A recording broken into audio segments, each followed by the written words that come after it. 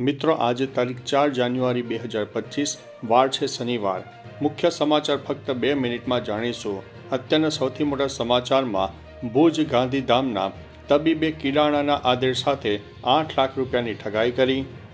ભાવનગરમાં મહાપાલિકાનો વેરો નહીં પડતા કુલ 952 મિલકતોને સીલ કરવામાં આવી છે. સુરેન્દ્રનગરમાં મકાન માલિકની નજર ચૂકવીને ભાડુઆત 1.5 લાખના દાગીના લઈને રફ્ફુ ચક્કર થઈ ગયો છે. ભુજમાં 1.47 કરોડના કોકેન પ્રકરણમાં પોલીસ જાપ્તામાંથી ફરાર આરોપી રાજસ્થાનમાંથી ઝડપાયો છે.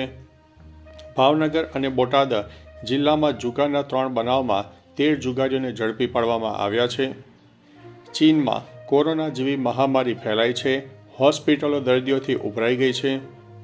જો બાઇડન અમેરિકાના ઇતિહાસમાં થયેલા સૌથી નકામા પ્રમુખ છે તેઓ ટ્રમ્પના તીવ્ર પ્રહારો પણ સામે આવ્યા છે.